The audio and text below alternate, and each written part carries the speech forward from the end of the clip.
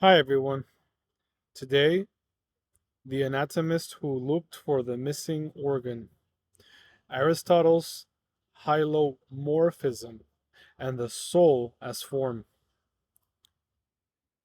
Haran had wanted to be an anatomist since he was a boy, who kept dead songbirds in a box under his bed.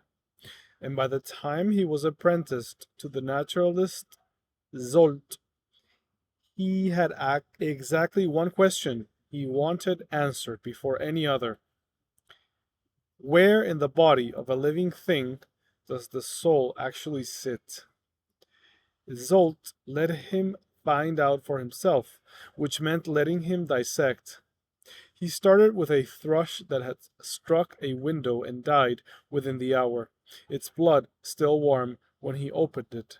He expected he could not have said exactly why, only that it seemed obvious that somewhere among the organs there would be one unlike the others, smaller, brighter, unmistakably the seat of the thing that had, an hour before, been singing.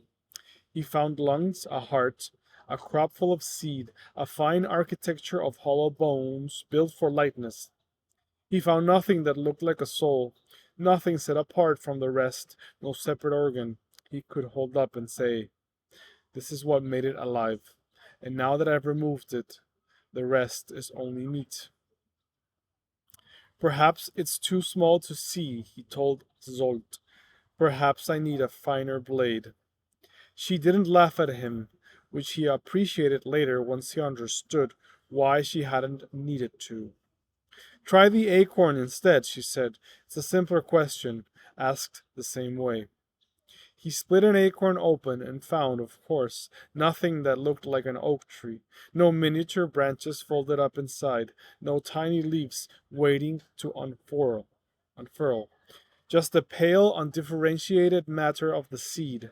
"There's no oak in here at all," he said, half triumphant, as if this proved his suspicion that the oakness of an acorn was a kind of fiction.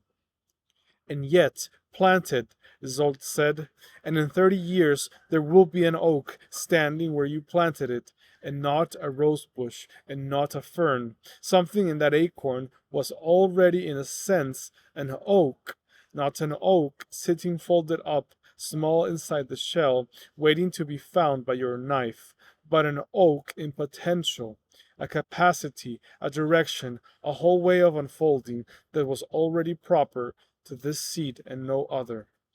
You went looking for the oak as a thing hidden inside the acorn. It was never a thing hidden inside. It was the acorn's own built in tendency to become one thing rather than another, given the chance." Paran sat with the split acorn a long while before he said, slowly, "You're telling me the thrush is the same.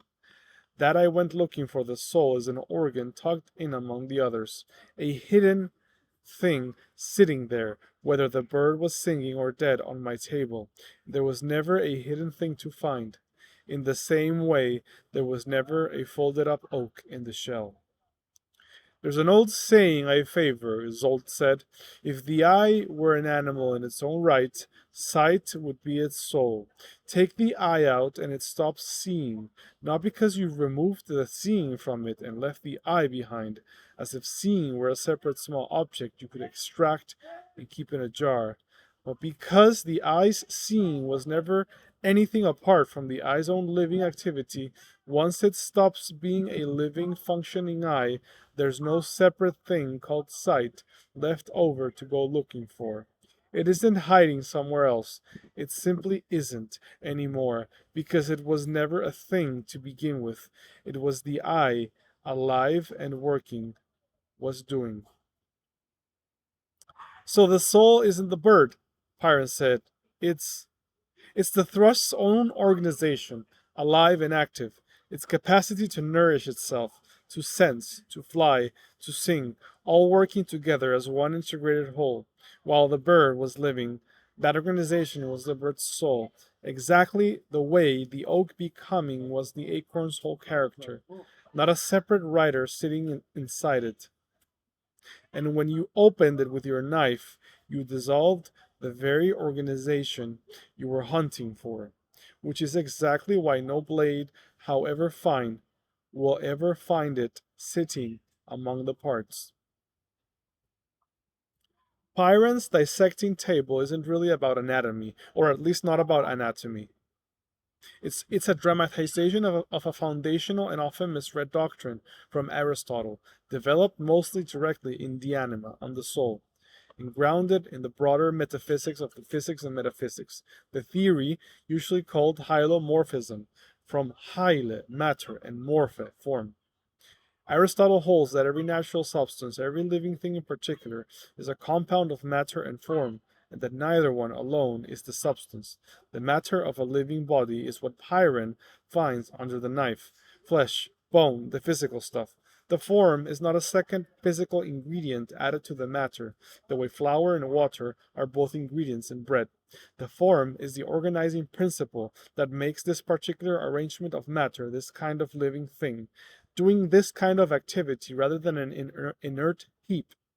Aristotle's most famous statement of the theory in the Anima defines the soul, psyche, as the first actuality of a natural body having life potentially within it, not a separate substance lodged inside the body, but the body's own actualized capacity to live, sense, grow, and act.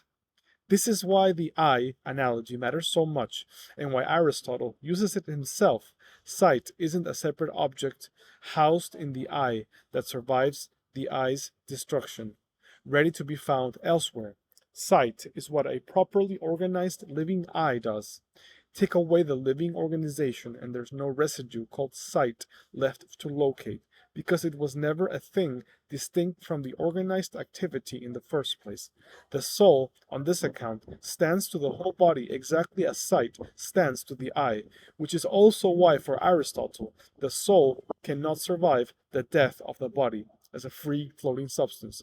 It isn't the kind of thing that could exist apart from the matter it organizes, any more than the shape of a fist could go on existing after the hand that made it opens. This matters for the history that follows because it's precisely the doctrine that centuries of scholastic philosophy inherited from Aristotle and built into the mainstream metaphysics of the medieval and early Renaissance university, and precisely the doctrine that René Descartes trained in that scholastic Aristotelian curriculum at La Flèche would spend much of his career dismantling. Where Aristotle insists soul and body are one compound substance, related as form to matter, and inseparable in principle, Descartes' later dualism splits them into two independent substances, res cogitans and res extensa, capable, at least conceptually, of existing apart from one another entirely. The interaction problem that would haunt Descartes' successors only becomes a problem once you've abandoned Aristotle's picture in which mind as form was never a separate substance needing to be reconnected to the body in the first place. Thanks for tuning in again to another episode. See you next time at the Myth of Logos.